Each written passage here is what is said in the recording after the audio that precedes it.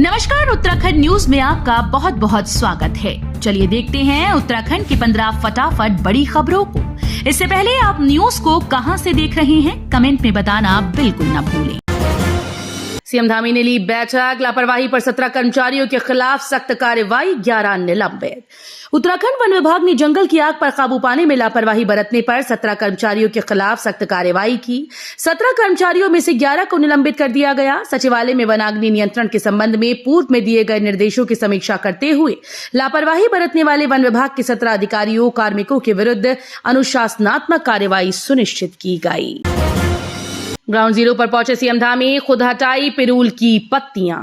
मुख्यमंत्री पुष्कर सिंह धामी प्रदेश में बढ़ रही जंगल में आग की घटनाओं को रोकने के लिए की जा रही व्यवस्थाओं को परखने के लिए रुद्रप्रयाग पहुंचे। उन्होंने इस दौरान वनाग्नि को लेकर अधिकारियों के साथ बैठक की। इसके बाद सीएम ग्राउंड जीरो पर पहुंचे और जंगल में बिखरी हुई पिरूल की पत्तियों को एकत्र कर जन जन को इसके साथ जुड़ने का संदेश दिया। सरकार शुरू करेगी पिरूल लाओ पैसे पाओ मिशन, खरीद की राशि तक बढ़ाई। उत्तराखंड में वनाग्नि के मामले तेजी के साथ बढ़ रहे हैं। पिरूल को वनाग्नि का बड़ा कारण माना जाता है। ऐसे में अब सरकार वनाग्नि को रोकने के लिए पिरूल लाओ पैसे पाओ मिशन पर भी कार्य कर रही है। सीएम धामी ने बैठक कर कहा कि इस मिशन के तहत जंगल की आग को कम करने के उद्देश्य से पिरूल कलेक्शन सेंटर पर 50 रुपए प्रति किलो की दर से पिरूल खरीदे जाएंगी। ऑनलाइन के बाद अब ऑफलाइन के लिए मारामारी, हरिद्वार में पंजीकरण के लिए उमड़ी भीड़। चारधाम यात्रा के लिए ऑनलाइन पंजीकरण के बाद अब ऑफलाइन पंजीकरण के लिए मारामारी शुरू हो गई। चारधाम यात्रा के लिए आज बुधवार से ऑफलाइन पंजीकरण शुरू होते ही हरिद्वार में भीड़ उमड़ पड़ी। इस दौरान एक यात्री ने हंगामा भी कर दिया। भीड़ को देखते हुए यहां पुलिस बल तैनात किया गया। तीर्थयात्रियों में उत्साह, बद्रीनाथ यात्रा रूट के अधिकांश होटल्स में जून तक की बुकिंग फुल। चारधाम यात्रा को लेकर यात्रा रूट के व्यापारियों में खासा उत्साह है। बद्रीनाथ ही नहीं बल्कि यात्रा रूट के अधिकांश होटल में जून तक की एडवांस बुकिंग फुल हो चुकी है। इससे इस साल यात्रियों की संख्या में और अधिक इजाफा देखने को मिल सकता है। गाड़ू घड़ा तेल यात्रा ने किया बद्रीनाथ धाम के लिए प्रस्थान, 12 मई को खुलेंगे धाम के कपाट।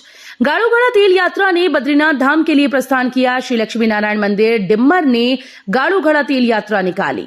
12 मई को धाम के कपाट खुलेंगे। श्री बद्रीनाथ धाम गाड़ू घड़ा तेल कलश यात्रा 25 अप्रैल की देर शाम नरेंद्र नगर राज दरबार से निकली थी। हर की बैड़ी के पास हादसा, गैस सिलेंडर लीक होने से होटल में लगी भीषण आग, लोगों ने भागकर बचाई अपनी जान। हरिद्वार में बुधवार शाम हर की पैड़ी के सामने एक होटल में आग लग गई। आग देख वहां मौजूद राहगीरों में अफरा तफरी मच गई। इस दौरान सूचना मिलते ही पुलिस और फायर ब्रिगेड की टीम मौके पर पहुंची और लोगों को वहां से हटाया। इस दौरान आग पर काबू पाया गया। गनीमत रही कि इस दौरान कोई जनहानि नहीं हुई। काशीपुर में बड़ा प्रदूषण, 1 मई के बाद लगातार AQI में दर्ज की गई बढ़ोतरी। काशीपुर स्थित प्रदूषण नियंत्रण बोर्ड के क्षेत्रीय अधिकारी नरेश गोस्वामी ने बताया कि 1 मई को काशीपुर की हवा सामान्य थी। इसमें AQI की स्थिति 98 दर्ज की गई। इसके बाद प्रदूषण के कड़ों में बढ़ोतरी हुई। 2 मई को 107, 3 मई को 127, 4 मई को 110, 5 मई को 111 और 6 मई को AQI 159 दर्ज किया गया। 7 मई को भी स्थिति ऐसी ही रही। बर्फीली राहों से गुजरेंगे तीर्थयात्री, सेना के जवानों ने बर्फ के बीच ऐसे बनाया रास्ता।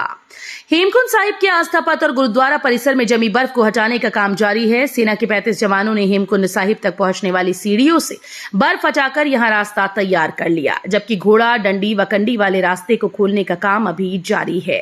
हेमकुंड साहिब की तीर्थ यात्रा 25 मई से शुरू हो जाएगी, जिसे देखते हुए सेना के जवान हेमकुंड साहिब के आस्था पथ से बर्फ हटाने में जुटे हैं। 15 मई से 15 जून तक होगी कल्याणी की सिल्ट की सफाई। रुद्रपुर डीएम उदयराज सिंह की अध्यक्षता में डॉक्टर APJ अब्दुल कलाम सभागार में जिला गंगा समिति की बैठक ली। उन्होंने रुद्रपुर की कल्याणी के साथ ही काशीपुर की बहल्ला ढेला नदियों में हो रहे प्रदूषण को रोकने के लिए ठोस कार्य योजना बनाने के निर्देश दिए। नगर निगम रुद्रपुर व अधिशासी अभियंता सिंचाई को टीम लगातार 15 मई से 15 जून तक कल्याणी नदी की सिल्ट साफ करने के निर्देश दिए। क्लाउड सीडिंग और बारिश के लिए भगवान पर निर्भर रहना समाधान नहीं, उत्तराखंड में जंगलों में लगी आग पर SC की सख्त टिप्पणी।